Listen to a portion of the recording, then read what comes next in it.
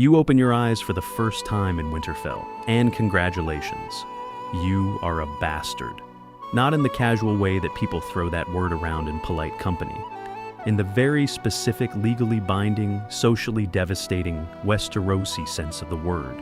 You have no claim to Winterfell, no claim to the Stark name in any official capacity, no claim to anything except the gray stone walls around you, the cold air of the north, and a father who loves you genuinely and cannot protect you from what that love costs. Your father is Eddard Stark, Lord of Winterfell, Warden of the North, the most honorable man in Westeros, which in Westeros is roughly equivalent to being the most optimistic person on a sinking ship.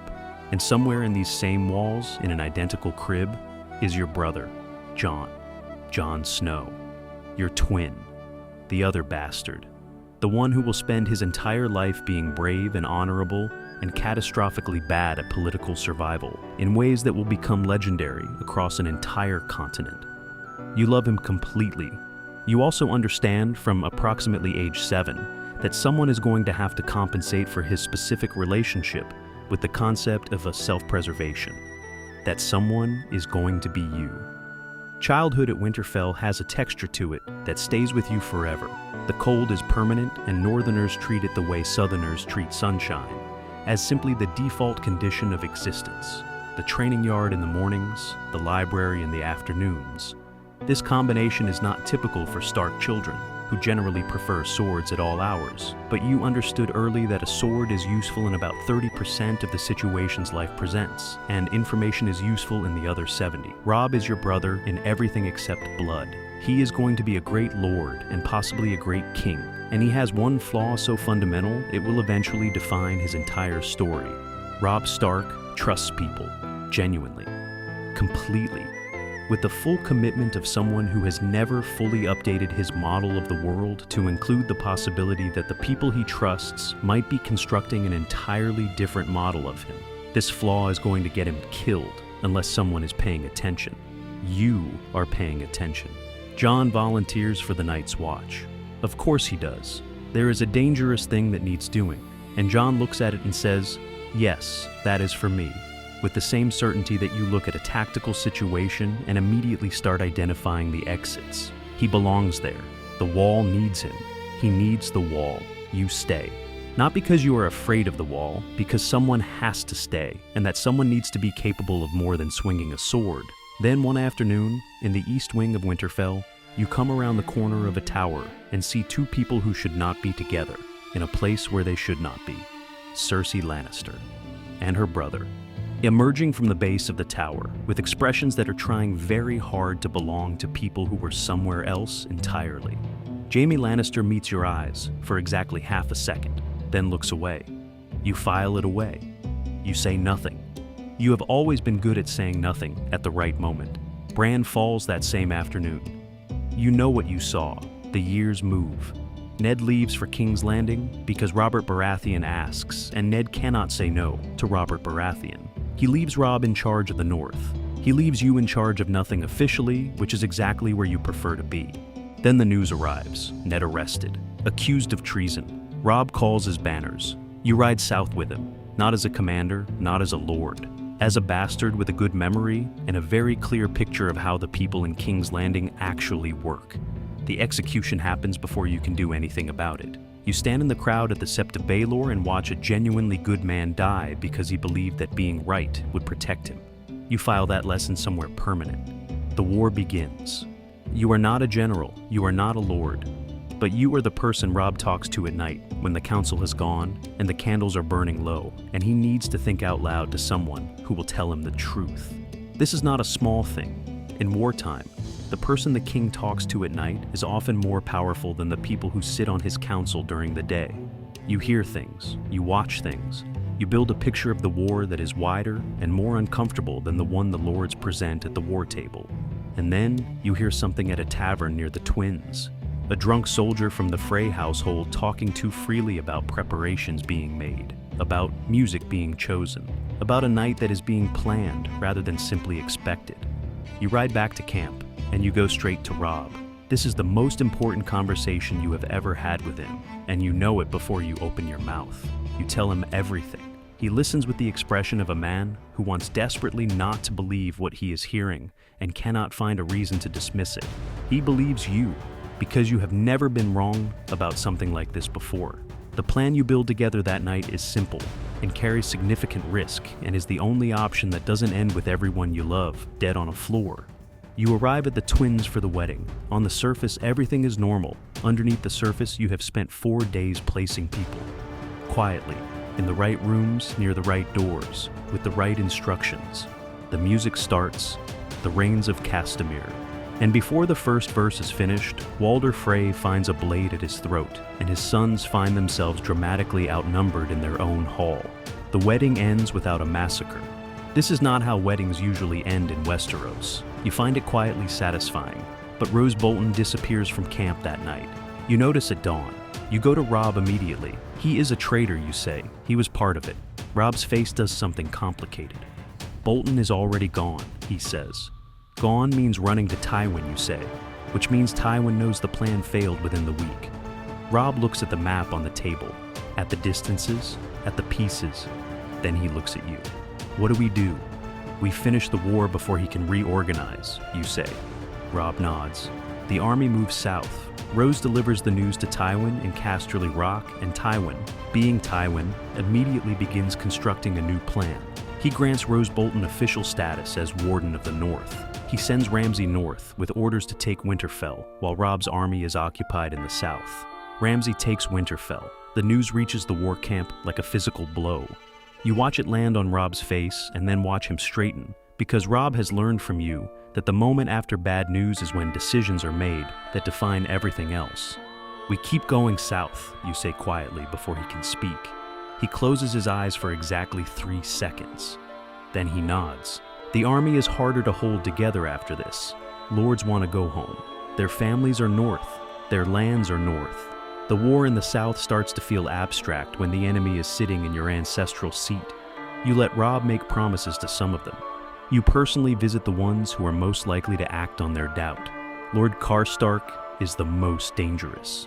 He has 800 men and a grief that is curdled into something that makes rational conversation difficult. He is already talking about leaving. You have him detained, publicly, with full honors, but without the ability to go anywhere. The message to the rest of the army is clear. Stark does not accept desertion in the face of the enemy, even lordly desertion, especially lordly desertion. Half the wavering lords fall into line immediately.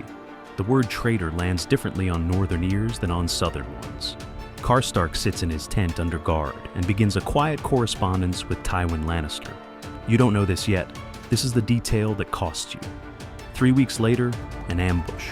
Lannister forces waiting in exactly the right position. The advance party walks into it and takes serious losses before pulling back. You sit with the map afterward and the picture assembles itself with the cold clarity of something you should have seen earlier. Karstark's correspondence. His guards with access to grooms, and grooms with access to riders, and riders with access to roads that lead south. You set the trap within a week. False information about a route and a meeting, passed casually to someone in Karstark's circle. Lannister forces appear at the empty location 2 days later. Proof. Karstark is tried in front of the army. Found guilty of treason. Robb pronounces the sentence himself. His sword takes Karstark's head in the morning light, with the gathered army watching in silence. His 800 men are given a choice publicly. Swear to Robb personally or leave without consequence. Most stay. The ones who leave do so quietly, and the army that remains is smaller but considerably more reliable. Then Joffrey dies at his own wedding. You hear about it 3 days later from a raven, and your first thought is that Joffrey somehow managed to make even his own death inconvenient for everyone around him. Tywin is occupied with the trial of Tyrion. The Lannisters are consuming themselves from the inside. The small council is in chaos. The city guard is looking at whoever pays them and wondering if their employer is going to survive the month. This is the window.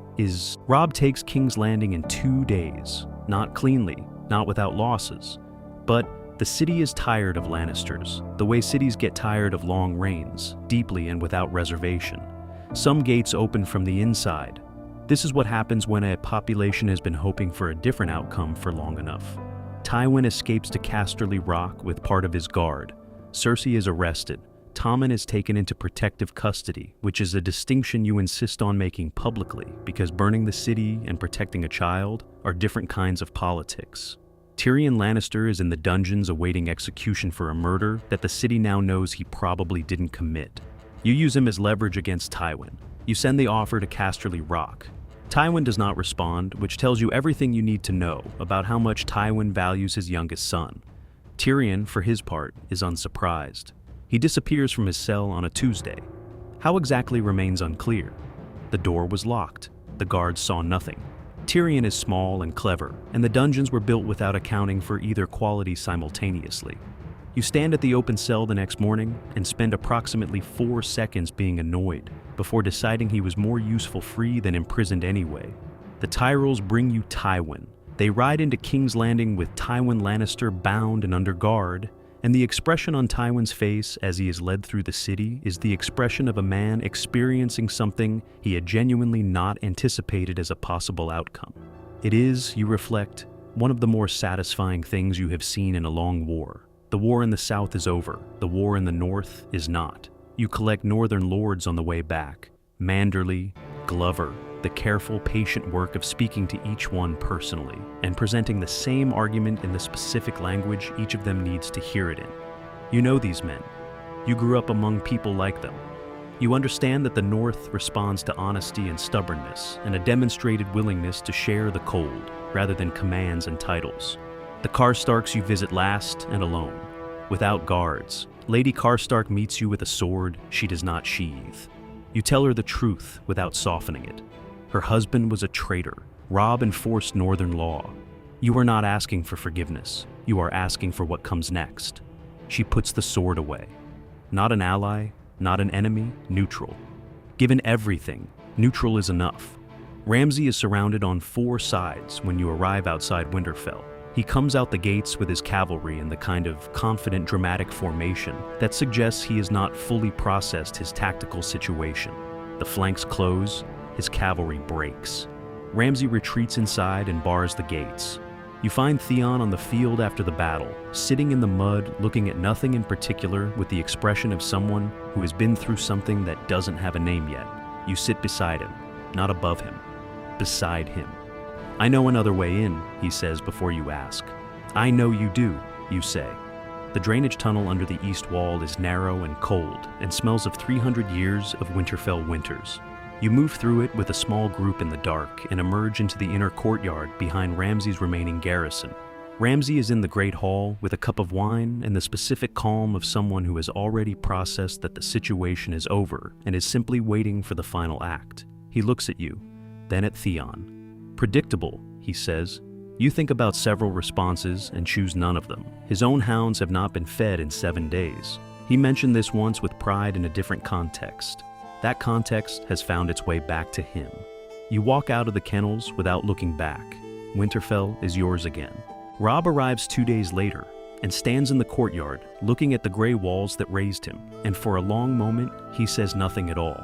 You stand beside him and also say nothing. This is one of the things you have always been able to do together without effort. Then you ride for the wall, because while the south was burning, Jon has been sending ravens that nobody except you has been reading with sufficient seriousness. The wall, the army beyond it, the thing that makes every political argument in King's Landing seem like a conversation about furniture arrangement on a sinking ship. Robb rides for Dragonstone, his first meeting with Daenerys Targaryen, a woman with 2 remaining dragons and approximately 0 patience for people who do not immediately acknowledge her claim to everything. You ride north. The wall, when you see it, is enormous and ancient and suddenly insufficient looking for what you know is on the other side. Jon meets you at the gate with the expression he has always had when something is serious, and he knows you already understand how serious. You stand together at the base of the wall, and he starts to explain, and you stop him. I need to see it, you say. He takes you up. The view from the top of the wall on a clear night in the north is extraordinary under normal circumstances. Under these circumstances, it is something else entirely. Beyond the tree line, in the distance that is not quite far enough, there is movement. The kind of movement that has a specific quality to it. Not the movement of living things with individual intentions. The movement of a single enormous thing that happens to be made of many bodies. You stand there for a long time. Then Jon says the other thing. The thing he has been carrying since Sam found the records in the Citadel.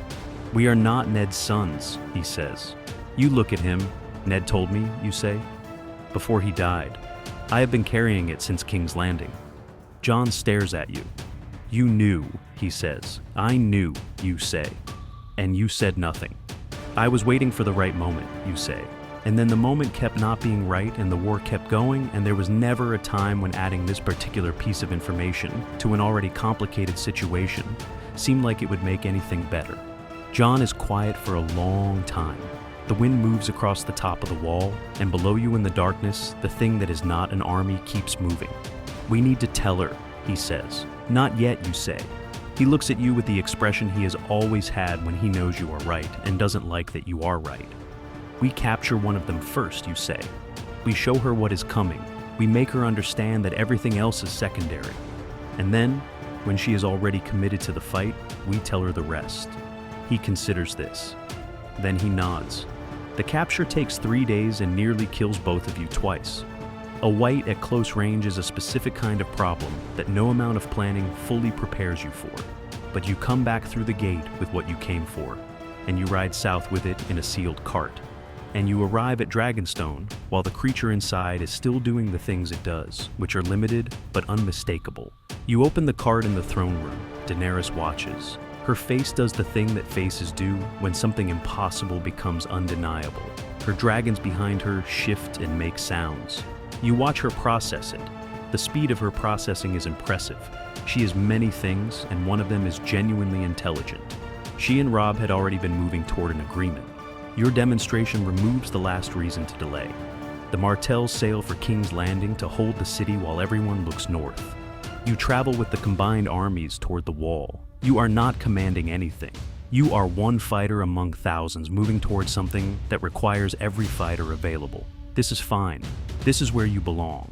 The wall falls while you are 3 days south of it. Mammoths at the gates, giants on the walls. Hours of defense by the brothers of the Night's Watch, who are not many, but who are stubborn in the specific way that comes from spending years in the cold, watching for things that most of the world doesn't believe in. The gates hold, then they don't hold. Jon falls back with the survivors. Winterfell first, holding as long as possible to give the civilians time. Then River Run, where the armies of the Riverlands add their numbers to the retreating host. Then the Twins, where the crossing of the Trident provides the last defensible ground before the south opens up entirely. You meet him there. He looks like someone who has been fighting a retreating action for 3 weeks through his own homeland, which is exactly what he has been doing. You look like someone who has been marching north into increasingly bad news, which is also exactly what you have been doing. You find each other in the camp at dawn and stand together without speaking for a long moment.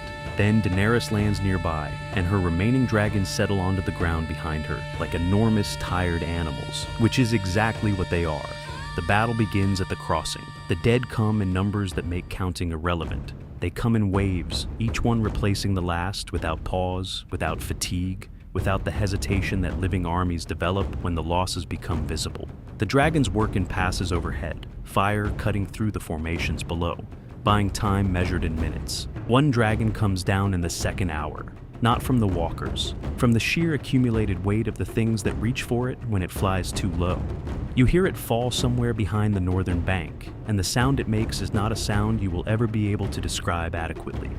2 dragons left, both bleeding, both flying lower than they were at dawn. The Night King is visible on the northern bank. He does not participate in the fighting. He watches. This is more frightening than any alternative would be. You look at Jon. He looks at you. No words necessary. This is the advantage of being twins who have spent their entire lives in the same specific kind of danger. You go through the battle toward him the way water goes downhill. Not straight, not dramatic. Just persistent and low, and finding every available path forward. Jon takes the things that come at you from the right. You take the things that come from the left. You have been fighting beside each other your whole lives, and your bodies know this without requiring instruction. The Night King watches you approach. He does not step back. He has never needed to step back from anything. The fight that follows is the kind of fight that does not have a clean narrative. There is no single elegant moment. There is ice and cold, and something that is stronger than either of you individually, and that is discovering what it means to face both of you together. Jon hits from one angle, you hit from another. The Night King moves between you with speed that should not be possible for something that size. He catches Jon across the chest and sends him down. You take the opening his attention creates. The blade goes in. The Night King's expression in his final moment is the expression of something ancient encountering an outcome it had not modeled. Then he is gone. And behind him, in the silence that follows, 10,000 dead things stop. The silence after is the loudest thing you have ever heard. The armies move north to clear what remains. Winterfell is reclaimed room by room over 2 days, a grim and necessary process that nobody will write songs about, but that everyone present will remember for the rest of their lives. The council in Winterfell's Great Hall is the gathering of everyone who survived. Robb at the head of the table, Daenerys across from him, you and Jon beside each other, as you have always been. Tyrion, who appeared from somewhere during the battle with the specific manner of a man who has decided that surviving is itself a sufficient contribution. Sam Tarly, who is present because Sam is always present when important things are about to be revealed, because Sam has the inconvenient habit of reading everything. Sam presents the documents without preamble. He has the manner of someone delivering information that he knows will be uncomfortable and has decided that speed is the kindest approach. Jon and his twin brother, sons of Rhaegar Targaryen and Lyanna Stark, legitimate heirs to the Iron Throne by bloodline and by the secret marriage that Rhaegar conducted before everything fell apart. The hall is very quiet. Daenerys looks at the documents, then at Jon, then at you. She says that this changes nothing. She says it with complete conviction and a perfectly steady voice and the expression of someone who means exactly what they say. She is lying. You can see it. You have spent your entire life reading faces, and hers is telling a story that her voice is not telling. Jon cannot see it. Jon never sees it. Jon takes people at their word because Jon is Jon, and this quality has almost killed him multiple times and has also made him worth knowing, which is the paradox at the center of his entire existence. You see it. You say nothing. Because what would saying something accomplish in this room, in this moment, with this audience? You file it away instead. That night, someone comes for both of you. They come quietly with knives, and they know which rooms you are sleeping in, which means the information came from inside the hall. They find Jon first, and Jon, being Jon, was not entirely asleep, because Jon has not slept properly since he died and came back, which is understandable. Jon survives, you do not. The knife finds you in the dark, and you understand in the last seconds what happened and who gave the order and why. And the thing you feel is not fear or anger, but something closer to the specific frustration of seeing the end of a sequence you should have interrupted earlier. Jon finds you in the morning. What follows is not yours to witness, but it unfolds as things unfold when the right information reaches the right people at the right moment. Tyrion, who had his own doubts and his own evidence, brings what he knows to Robb, the Lords of the North and the Riverlands and the Reach, who fought beside you at the Twins, who watched you and Jon kill the Night King together, make their choice with the clarity of people who have recently been reminded what loyalty actually costs. Daenerys fights with 2 exhausted dragons and an army that is no longer certain it is on the right side. The dragons are formidable even wounded. They are not formidable enough. The Iron Throne is melted. Jon gives this order and nobody argues with it. The thing that caused everything, the seat that everyone broke themselves trying to reach, becomes a pool of cooling metal on the floor of a ruined throne room, which is honestly the most honest thing that has ever happened to it. The North becomes its own kingdom under Robb. The South fractures into the independent states it was always trying to be under the unity that swords provided. Jon goes back to the Wall because Jon has always belonged to the North, and the real North, the one beyond the ice, is now quiet and open, and his in whatever way empty vast things can belong to people. That is what it means to be the other one, the twin nobody wrote the prophecy about. You spent your whole life being the person standing slightly to the left of where everyone was looking, filing things away, seeing things coming, compensating for a brother who was too honorable for his own survival, and a family that was too good for the world they were born into. You won the war, both wars. You did it without a title or a throne or a chapter in any book that will be written about these years. You did it by watching and remembering and standing in the right place at the right time with the right information and the right person beside you. And in the end, in the dark, the thing that got you was the one face you read correctly and chose not to act on. That is the other thing about always being the one who sees things coming. Sometimes you see them coming, and you still don't move fast enough.